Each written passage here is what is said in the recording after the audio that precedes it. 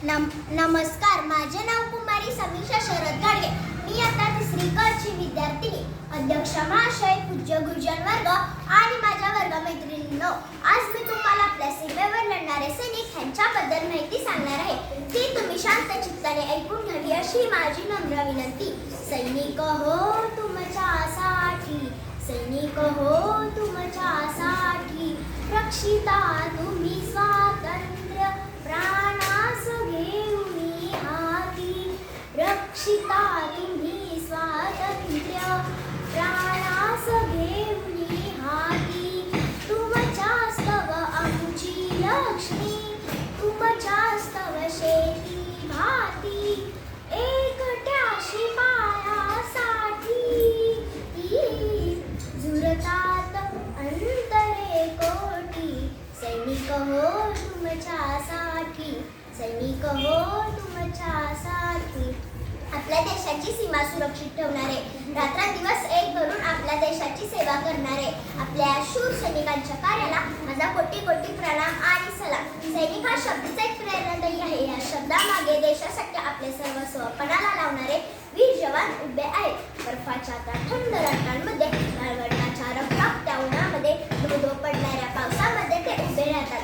त्यांच्यामुळे आज आपण सर्व भारतीय सुरक्षित आहोत. ह्या सैनिकांचे जीवन सोपे नसते. त्यांना आपल्या कुटुंबियांपासून, मित्रमंडळींपासून दूर राहावे लागते. आपल्या आनंदाच्या क्षणाला बाजूला ठेवून ते केवळ धैर्याने परिणित होतात, ते म्हणजे भारताचे रक्षण करणे.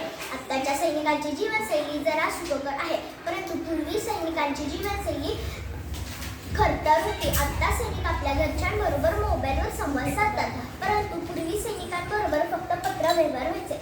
तेही पत्र एका आठवड्यातून, 15 आठवड्यातून, कधी महिन्यातून एकदा पोहोचायचे, कधी कधी तर पोहोचतही नसायचे. म्हणून बॉर्डर ह्या पिक्चर मधील हे गाणे खूप प्रसिद्ध आहे.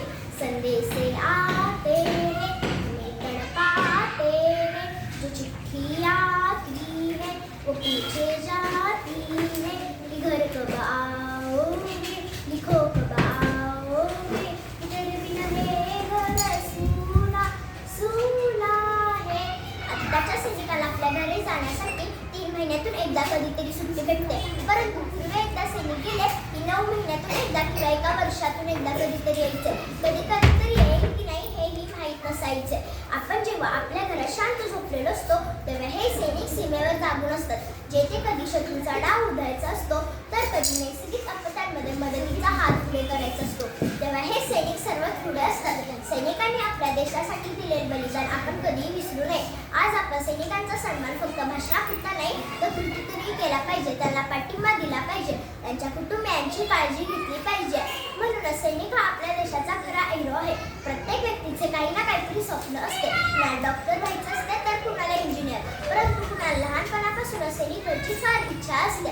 ते दिवस रात्र मेहनत करतात. पुढे जाऊन ते सैनिक स्कूलला जातात, तिथे त्यांना सैनिकांचे प्रशिक्षण मिळते. अशा प्रकारे ह्या सर्व मेहनती घेऊन ते आज सैनिक होतात. चला तर मग आज आपण मिळून आपल्या ह्या शूर सैनिकांना आपण धन्यवाद देऊ.